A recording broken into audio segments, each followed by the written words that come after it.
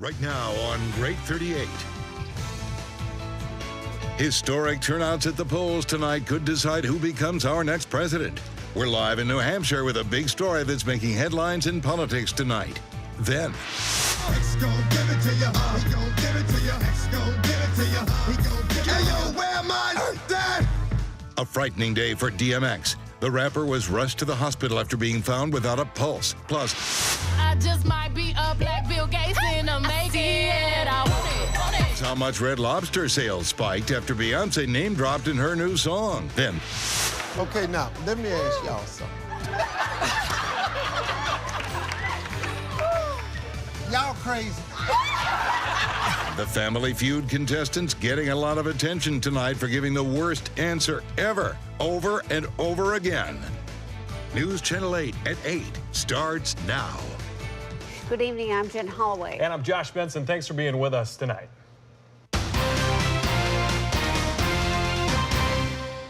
Well, New Hampshire polls were expected to close at 8 p.m., but right now we're hearing polling stations may stay open later because the lines are so long. And tonight, a record number of voters cast their ballot for the country's first presidential primary of 2016. Results are flooding into our newsroom right now. So far, on the Democratic side, Bernie Sanders is in the lead. And on the Republican side, it is looking like Donald Trump is ahead at this point. Well, we found out in Iowa that every single vote counts, so candidates spent today making their last-minute push, hoping to sway voters in this tight race. That's right. Candace McCann's been on the campaign trail for us the entire time. She joins us now live from Marco Rubio's celebration. Candace, good evening. Yeah, good evening, Jen, Josh. The room here is kind of quiet as they're hearing that Donald Trump is the projected Republican Party winner here in New Hampshire this evening. But, you know, it's still very early on. Only 5 out of 300 precincts are reporting at this time. So there's still a lot to be determined this evening. Now, when we talk about precincts, let's take a look at some video.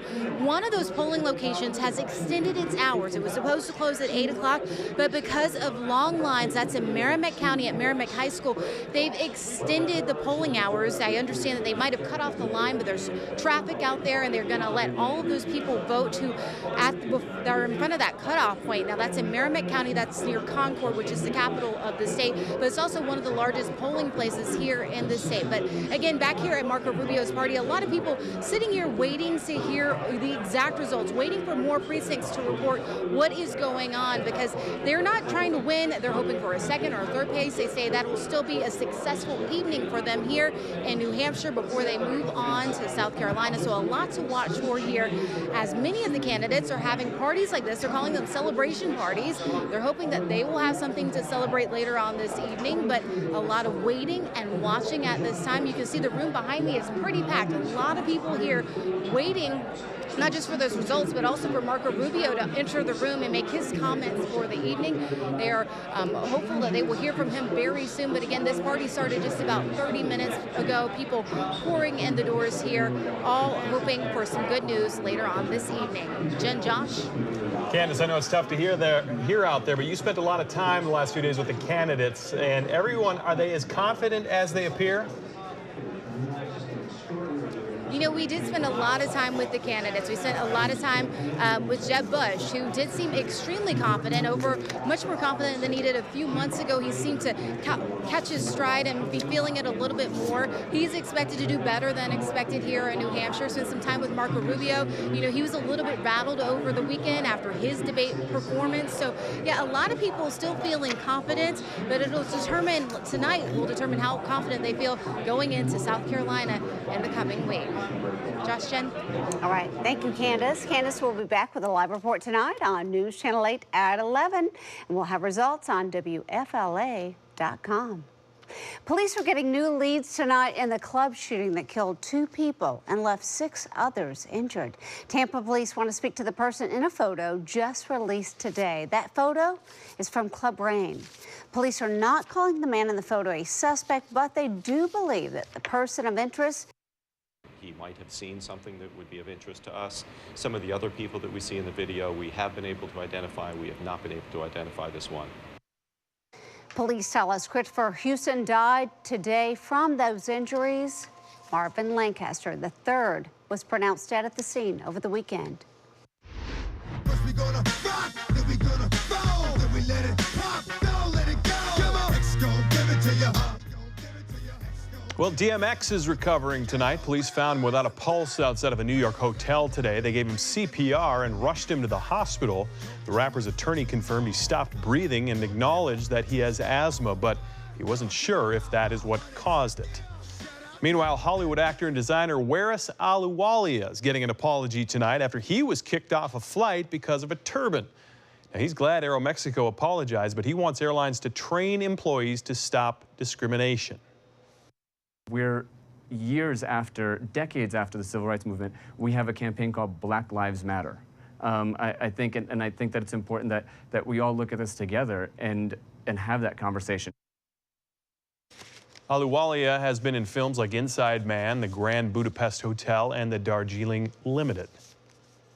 Well, any minute now, we could expect to find out a historic vote in Ferguson, Missouri.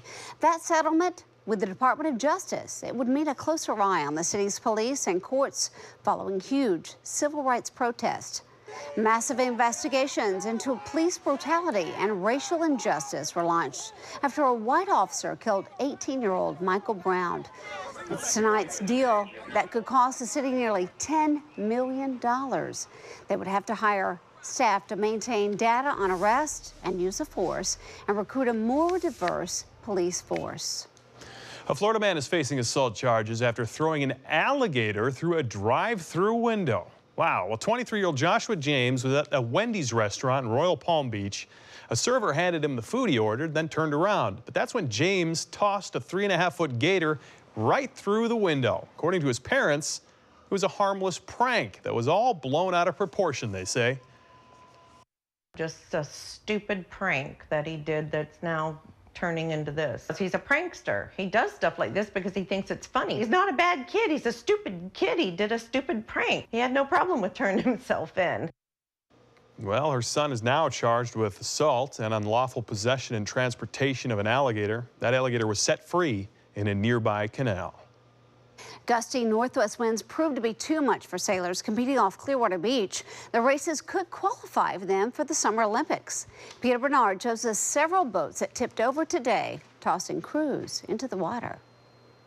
Off the coast of Clearwater Beach, an international mix of Olympic hopefuls used every skill they could muster to be the fastest. But gusty winds forced race organizers to call off today's competition after only one heat. 3 boats capsized near Pier 60. For a time, Coast Guard crews searched the water, fearing sailors were tossed overboard. Everyone got out okay. Believe it or not, sailors like this kind of weather. Well, I prefer it to be as windy and wavy as possible because that's the most difficult condition and that's the one we feel the most comfortable in. Whitecaps, no big deal. Salt spray in your face, child's play. 25-mile-an-hour winds, well, that's a challenge. And so are rough seas. But these sailors scoff at the idea of staying on shore. Their motto, bring it on. I mean, they're a lot of fun. It's a lot of horsepower, and they're just—it's like riding on a bull. You know, just trying to hang on and harnessing the power of the wind. Race organizers ended up calling off competition for the rest of the day. Winds were just too strong for these little boats with small mass. Talk of today's gusty winds can be heard in all kinds of languages here at the Sailing Center on Sand Key. Peter Bernard, News Channel 8. All right, we're going to check the forecast now. Julie joins us, and this is definitely not the day to be sailing. I mean, they don't have a choice, really, because this Olympics are on the line, but man, what a day. Yeah, not a choice day. I mean, we had gusts up to 40 miles per hour this afternoon. Yikes. That's a lot. Yes, not great conditions. Also chilly as well if you're out. No doubt you saw that. Our friends, the manatees, though, yeah, they're trying to stay warm. Look at all that. Lots of manatees out at Three Sisters Springs, keeping warm this afternoon. This is video that was taken from Facebook. Almost 1 million people have looked at it. So very cute there. Always like to see them this time of year, staying warm. And for us this evening, temperatures falling back pretty quickly. We're in the mid-50s now across the majority of the Tampa Bay area. It's 57 in Bartow, 55 in Wesley Chapel, 52 in Inverness, and 52 currently in Crystal River as well. And here's a look at our winds, still coming in out of the west between 10 to 20 miles per hour. So with gusts even higher, it's still pretty breezy and winds will be up a little bit for tonight. But here's a look at those max wind gusts. You can see in Sarasota this afternoon, we saw gusts up to 40 miles per hour. Definitely breezy. No rain expected for tonight. Just a few lingering clouds. We'll fall back to around 45, and the cold spell isn't over yet. In fact, the coldest night of this week we haven't even hit yet. Thanks for the warning. I know, right? We'll have more coming up, though. All right. Thanks, Julie. Keep in mind you can check the radar anytime on your smartphone by using our free Storm Teammate Weather Max app. Well, tonight police are trying to figure out who stole a unique piece of art worth $25,000 and then just returned it. Simply, it disappeared from the Chihuly collection in downtown St. Petersburg. Mary McGuire joins us now live in St. Petersburg and how they got it back. Mary. Hey, good evening to you. It looks like that criminal got a case of cold feet. That piece of artwork that was stolen on Sunday mysteriously showed up right here at the Morian Gallery. That's about a mile away from the Chihuly collection where it was stolen. This really has all the makings of a James Bond movie, and now the only thing missing is the crook that stole it.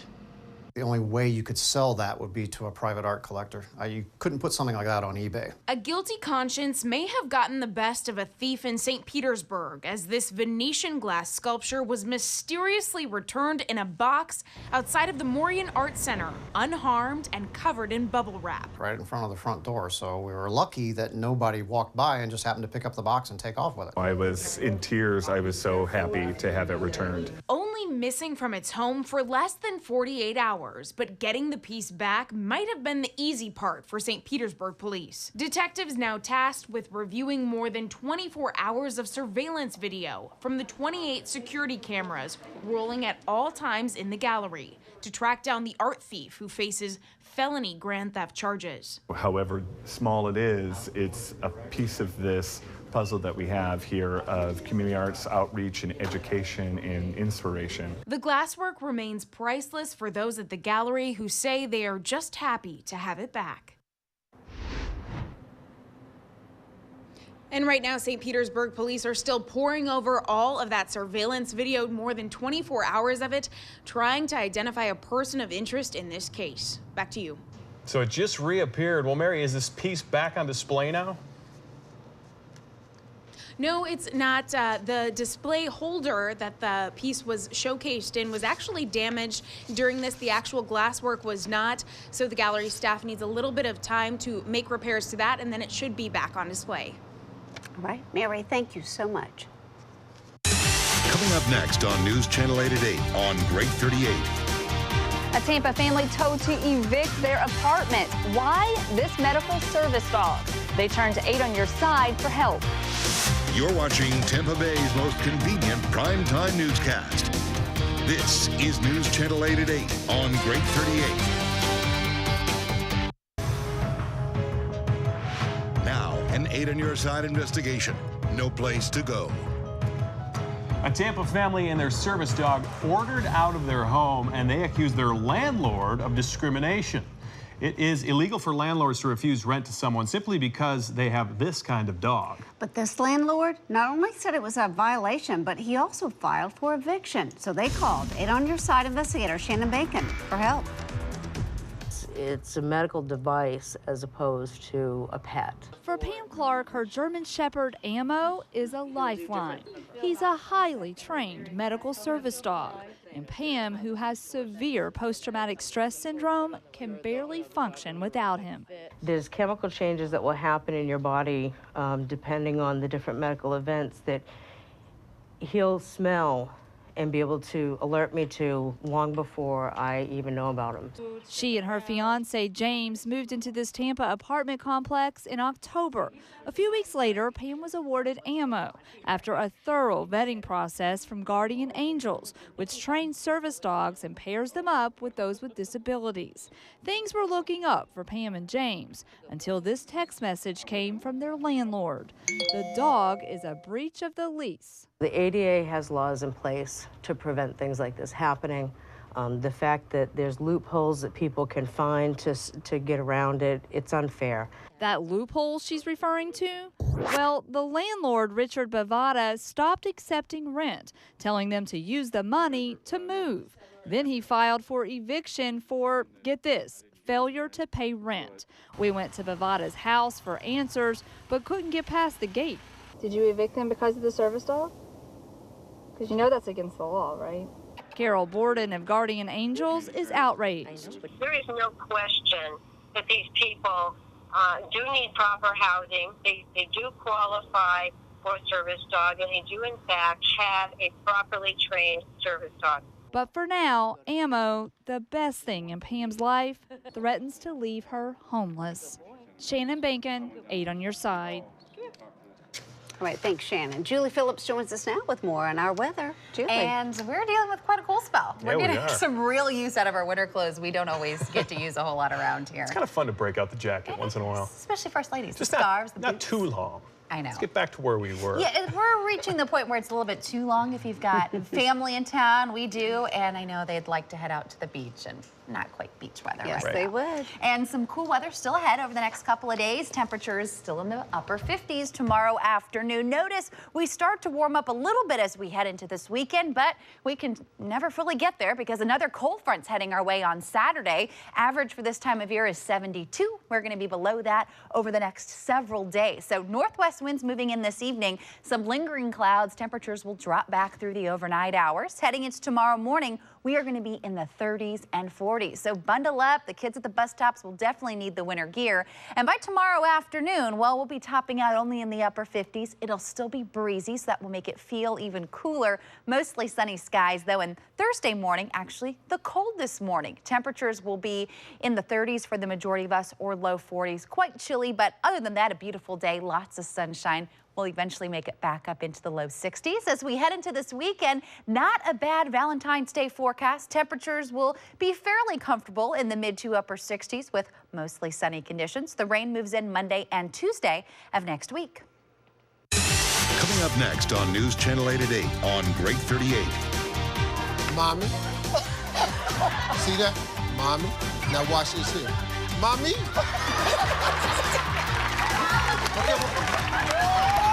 Hold up. Okay. Now watch this one. Mommy. Mommy. We'll have that and more coming up on News Channel 8 at 8, right here on Great 38.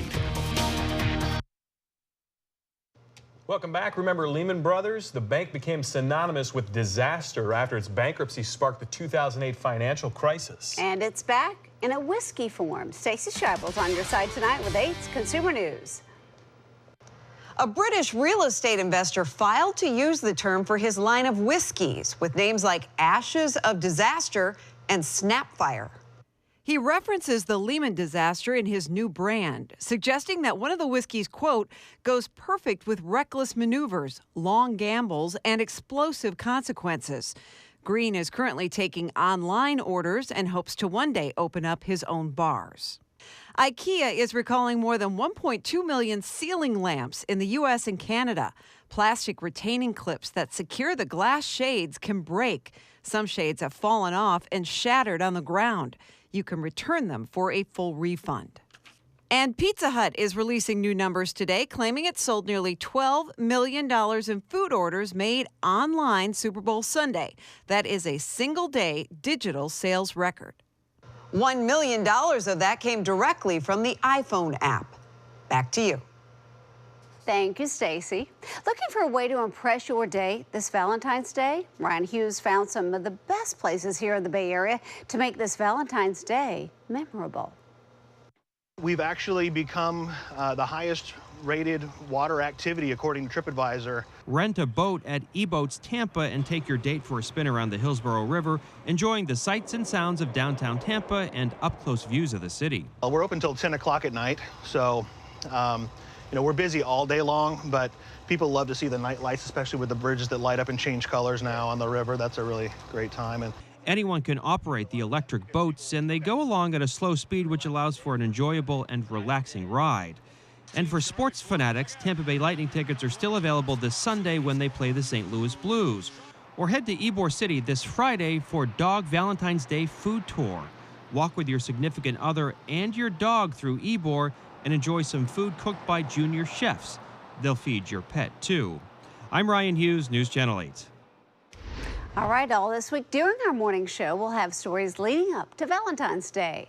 But we also want to hear your love stories. So please feel free to send us those to us on our social media outlet using hashtag iHeartWFLA. You might see them on News Channel 8 today, starting at 4 a.m. Tonight's top entertainment news now. Red Lobster is thanking Queen Bey after her new song caused a big spike in sales. Red Lobster reports sales were up 33% after Beyoncé released her new song, Formation. A lyric that we can't air on TV mentions the restaurant chain. It may just be a massive coincidence, but Red Lobster is giving all the credit to Beyoncé. And a contestant on Family Feud is getting grilled tonight for giving the worst answer ever over and over again. Check it out. Nanny. Nana. Nana? Didn't you say Nana? I did say that, Steve, yes. Nana. Uh-huh. And I said Nana. What is you saying? Stop clapping. Tell me another way people say mother. Okay, Steve. Nana. Nanny? Nana? Nani?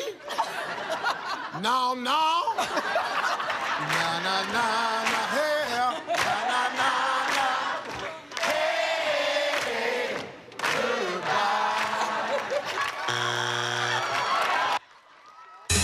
Coming up next on News Channel 8 at 8 on Great 38. Road workers won't finish Ulmerton Road construction until summertime. That's because the contractor has abandoned this job.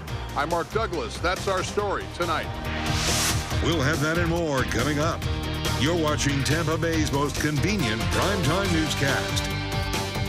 You're watching Tampa Bay's most convenient primetime newscast. This is News Channel 8 at 8 on Great 38. Here are Josh Benson and Jen Holloway. And welcome back. The construction contractor who's been widening Ulmerton Road in Largo for the past 4 years has abandoned the job. Frustrated motorists actually called it Orange Barrel Boulevard. And as investigative reporter Mark Douglas reveals tonight, those barrels, they're not going anywhere until maybe next summer. Back in November, Dina DeMaria asked us to find out what the heck was going on with Ulmerton Road. Are you kidding me? A road she calls Orange Barrel Boulevard. It's like watching paint dry. The DOT promised completion by January, but that didn't happen. The contractor has voluntarily defaulted, meaning he's essentially walked away from the job. That's right, $19 million into a $23 million contract. Connell Villas just quit. The company also walked away from 2 other DOT projects in Arcadia and Northport and left all of its orange barrels behind. Gee, there's a shocker. Never saw anybody working anyway. On January 15th, the contractor, Connell Villas, served official notice it was defaulting on the contract and abandoning the job. But the insurance company has already hired another company called Prince. And thank goodness, they've brought more cones. No one at Prince Construction could tell us exactly how long it's going to take to pick up the pieces of this project, and the DOT can only guess. They're doing some night work. They have 1 or 2 crews right now.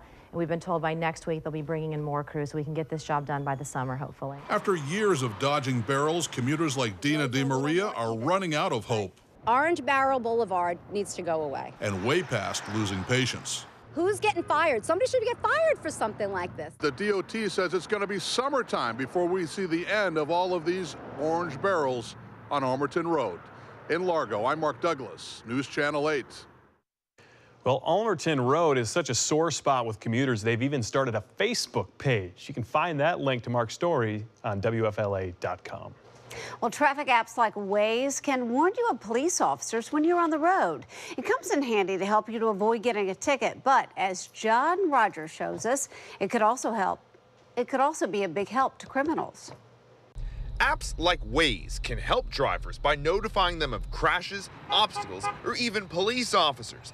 But State Trooper Ken Watson says speed enforcement zones are more important than you may realize. So you have to remember, by blasting out all this information, you may be helping someone who really needs to be behind bars. Dangerous, violent criminals are arrested daily thanks to simple traffic stops. For example, Oklahoma City bomber Timothy McVeigh and serial killer Ted Bundy were both arrested after they were pulled over. Watson says these traffic apps can help these criminals get away. When we're making those traffic stops, we are pulling bad guys off of the street. And this is something we all have to remember. Instead, Watson suggests just obey the speed limit and let law enforcement officials do their jobs. John Rogers, News Channel 8. Well, there's a legal battle in Tallahassee today over an abortion bill Governor Scott signed back in June. Now, that bill mandated a 24-hour waiting period for a woman before she gets an abortion. Representative Jennifer Sullivan tells us she didn't write an unconstitutional law, but the Florida American Civil Liberties Union disagrees.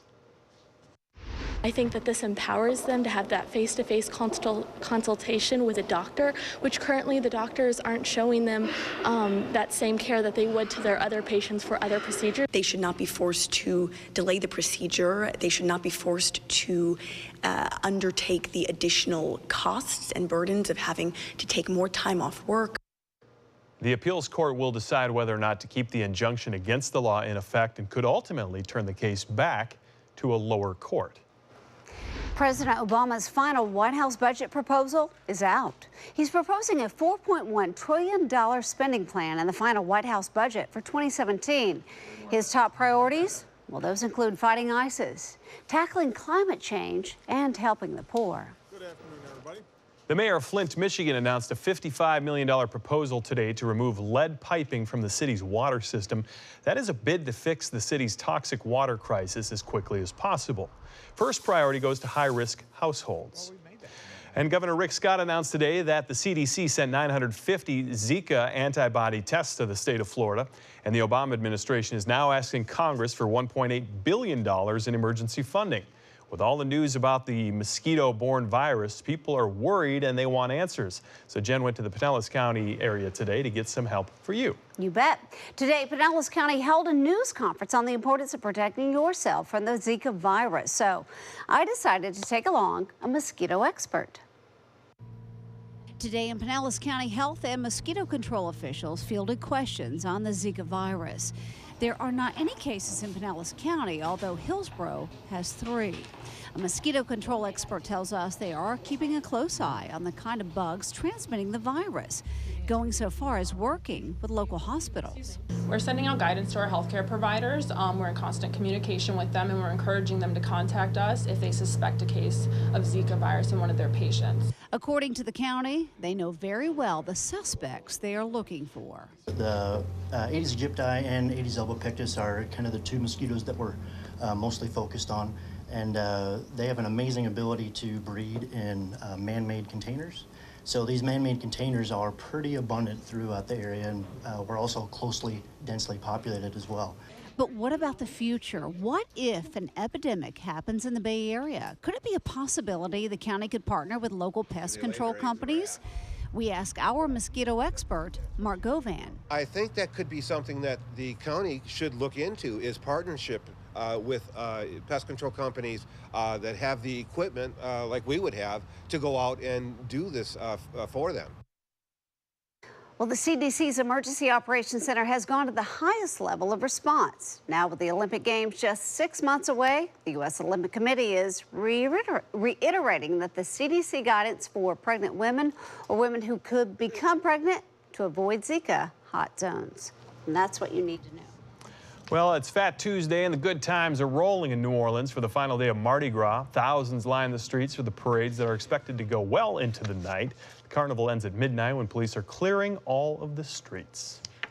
Looks like fun. Yeah, it does, doesn't it? The beads are in full force. I was thinking I'd get back to Gasparilla when the beads are really flying. So it's going to be a good time. Gasparilla, gorgeous weather the last couple of days, a little bit on the chilly side. Yeah, this is going to stick around a while. Yeah, it's not over yet. Really, all the way through this weekend, we're going to be below average into next week. And as we wake up tomorrow morning, even colder than this morning was. Temperatures in the mid-40s, breezy northwest winds. As we head throughout the day, we'll eventually make it into the upper 50s, but still much cooler than we typically see this time of year. Will be a beautiful day, though, looking out the window. Bright blue skies, lots of sunshine through the day. It will be windy, though, all the way through. So if you are planning to head out in the water, not going to be a great day for that. Northwest winds expected at 20 knots. Seas will be at 6 to 10 feet. We do have a small craft and high surf advisory in effect for tomorrow. So really the cold spell leading our headlines. Temperatures for the entire week ahead are going to stay below average. We are tracking a cold front that's going to move through this weekend. Don't worry, it shouldn't affect your Valentine's Day plans too much.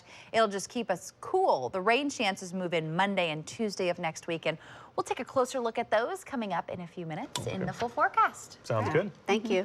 All right, you can check the radar anytime on your smartphone by using our free Storm Team at Weather Max app. Coming up next on News Channel 8 at 8 on Great 38. Finally, an answer to your prayers. Why your morning commute could be a lot easier tomorrow. Then looking for a good reason to get off the couch? How much money will go to local youth programs thanks to the Gasparilla Distance Classic? This is News Channel 8 at 8 on Great 38. Tampa Bay's most convenient primetime newscast. Drivers who use I-275 from Pinellas County into Tampa, well, they now have something to celebrate. That's right. The Florida Department of Transportation just opened 2 new lanes, relieving traffic jams that formed every morning. 8 on your side's Ryan Hughes hit the road to show you what to look out for.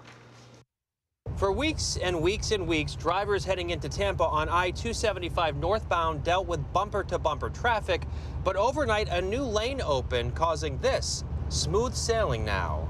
It's something morning commuters waited weeks for, a drive to work or school without hitting the brakes. The Florida Department of Transportation opened a realigned section of the interstate back in January, and that caused major backups. Overnight, workers quickly closed this section between Lois and Armenia Avenues to permanently open a new lane and an auxiliary lane. And voila, the traffic nightmare each and every morning vanished. Drivers certainly noticed it. Today was perfect. I was able to get here in at least 20 minutes less than what I normally do, so it was great. We ran into J.D. O'Neill on the streets again today. We talked to him last month when his tune was much different. I live in St. Petersburg. It's extended my drive over here by about 30 minutes. Other drivers are also glad to see the free-flowing traffic, knowing their commutes into downtown Tampa just got a lot easier. I want to get to work and come back home as soon as I can, so. Even with the reduced congestion, an FDOT spokesman tells 8 on your side that construction continues and drivers should use caution. And 8 on your side will continue to monitor this stretch of highway and bring you updates throughout the coming weeks and months. Reporting on I-275 in Tampa, I'm Ryan Hughes, News Channel 8. Another chilly night in store for the Tampa Bay area. Temperatures already falling back into the low to mid 50s. We're sitting at 53 in Weeki Wachee and in Brooksville. It's 54 in Zephyr Hills, 58 in Tampa and in St. Pete at the moment. And the reason we've been seeing this chilly weather, kind of prolonged cold spell, well, you can see this huge dip in the jet stream sitting right on top of Florida and really the eastern half of the U.S. And this is just allowing cold air to spill down south and pretty much sit on top of us. So until we can really get this to shift, we're going to continue to see the cooler weather here in the Tampa Bay area. So through the evening hours, temperatures will drop back. We'll see a few lingering clouds around. Tomorrow morning, a few clouds to start off the day, but the big difference will be temperatures even cooler than this morning was. We're going to be in the 30s and 40s to start the day. By the afternoon hours, it'll still be quite breezy. It will be mostly sunny, though, with highs in the upper 50s. Just keep that jacket with you. You're going to need it all day long. And then by Thursday morning, this is going to be really the peak of the cold weather. The reason being we'll have clear skies, light winds, and that's a recipe for some chilly temperatures. So a freeze is possible for our northern counties. A lot of us, though, will be in the upper 30s, low 40s to begin the day. And then by the afternoon, it really starts to warm up nicely. We'll make it into the low 60s. It'll be mostly sunny. And with the lighter winds, thanks to this area of high pressure setting in, that's what's going to make it feel a little bit more comfortable during the afternoon hours. And on Friday, that story continues. We're gradually warming back into the upper 60s. It'll be mostly sunny and a pretty nice afternoon. I know a lot of you planning your Valentine's Day weekend, so here's what it looks like. Upper 60s on Saturday, a few clouds around. Now, we are tracking another cold front, but we're not expecting any rain along the front. And then as we head into Valentine's Day itself, should be a lovely afternoon. Mostly sunny skies, highs in the mid to upper 60s. So on the cool side, not going to be the best beach day, but without the breezy conditions, it really won't feel too bad in the mid to upper 60s for us. You notice, though, temperatures falling back, and then our rain chances with another system moving in on Monday and Tuesday. So really for the entire extended forecast, we just never have a chance to warm up. The closest we get is on Friday. So not a bad forecast per se, just a cool forecast, as long as you're all right with the cool weather. But I know a lot of us Floridians now, if you live here, we kind of enjoy this time of year because we don't see a whole lot of the cool weather. Well, at least the rain's staying away for a while. Yes, That's it is. the best That's news. good news. Cool for the weekend, but good. Yes. Thank you. Coming up next on News Channel 8 at 8 on Great 38. I was supposed to be in a Super Bowl commercial. Oh, see, now we're getting somewhere. So, and it didn't, you didn't get to do it or something? No. I did it. They just bumped it. They didn't show it at the last minute. Yeah. That's unfair. I mean, what was it for? Female Viagra. You're watching Tampa Bay's most convenient primetime newscast. This is News Channel 8 at 8 on Great 38.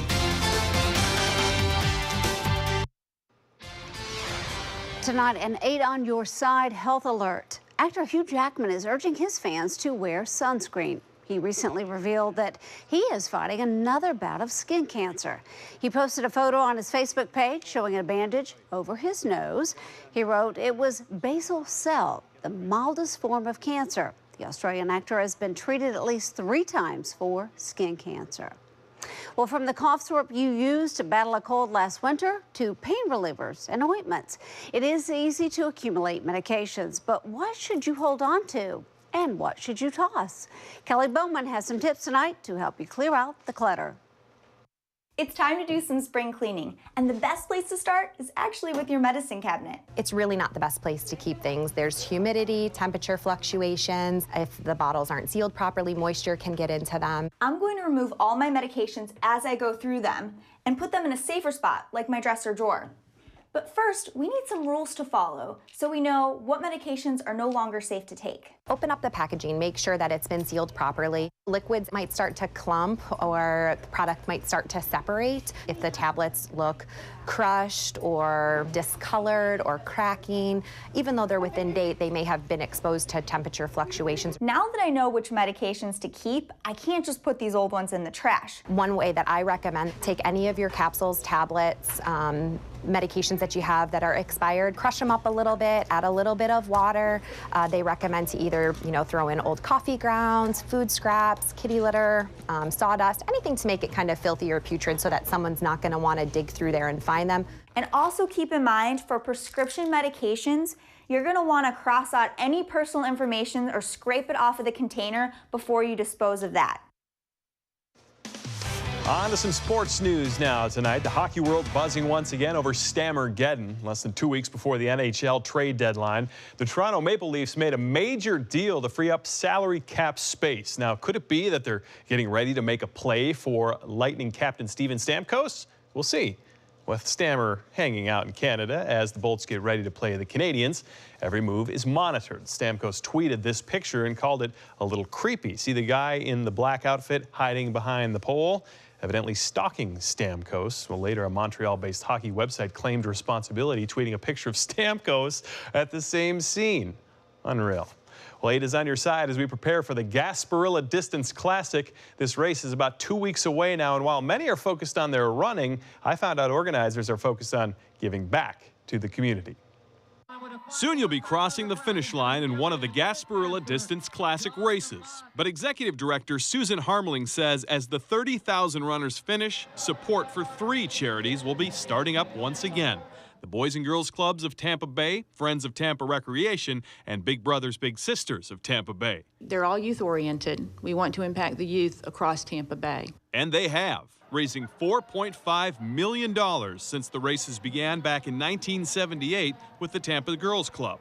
Then the races raised $17,500. Last year, the total was $311,000. That's a new record. Harmeling says it's a win-win for the community. Because it's Gasparilla and because we keep the entry fees manageable, entire families can come out and do it together, which is what we want. The funds ensure powerful youth programs continue to thrive. We served almost 15,000 youth last year, so it's ensuring that we're in the communities that need us most, providing opportunities for great futures to our kids, so we use it for our daily operations. While Harmeling says this event is a bit heavy on logistics, the team involved is truly passionate, and she says they have this system down. We know what it takes. We know what January and February are going to be like, and everybody rises up to the occasion. They might pass out the day after, but we know what it takes to make this the event that Tampa can be proud of. And they do a great job putting it on. If you want to run, you still have time to sign up. The Gasparilla Distance Classic is being held over 2 days, February 20th and 21st. And you can walk, too, if you want to walk instead. All right. Still time to sign up. Well, we have much more news coming up in 2 hours. Here's what we're working on for News Channel 8 at 11. Hey, Jen and Josh. Tonight at 11, pet owners who travel know the struggle. This dog owner thought she chose a safe pet sitting service, but her little Yorkie never came home. 8 on your side has the questions you need to be asking before you board your pet. Plus, People magazine saw our story on this family battling a rare disease associated with the Zika virus. Now the story is set to go worldwide, putting a face on microcephaly. Plus, our live coverage from the New Hampshire primary and Steve Jervey's chilly forecast coming up at 11 over on News Channel 8. Welcome back. Ben Stiller may have the best Super Bowl ad that never aired. He was on The Tonight Show with Jimmy Fallon last night. He explained that he made the ad, but it was pulled at the last minute. So here it is. Watching football together is great. But I think most men would agree, huddling with their woman after the game is pretty damn magical. The thing is, even though 0 women suffer from erectile dysfunction, over 98% of women over 30 suffer from another condition, called not being turned on by their husband anymore. Female Viagra helps women get in the mood and stay in the mood. And you only take it when you need it, like anniversaries, special occasions, or when your husband rolls over and says, "Want to have sex?" Well, you can see a whole lot more of Ben Stiller when Zoolander 2 comes out. That'll be out this Friday. He's so funny. Yeah, we did not see that one during the Super Bowl. No, Pretty we good, didn't. though. All right, last check of the forecast. All right, going to be looking for another cold night. Temperatures in the mid-40s through the overnight hours. They'll bottom out near 45 in West Chase, 40 in Lando Lakes. Be around 37 in Crystal River, 36 in Inverness. So a chilly night, to say the least. And then, hey, next couple of days, more of the same. Not quite as cold, but we're still below average. So bundle up. Just got to make your way. You got to make your way through it. Yep. Thank you, Julie. We'll see you guys again tomorrow night on News Channel 8 at 8 on Great 38. Also, get news anytime by downloading our app. The Walking Dead is coming in next. Have yourself a great night.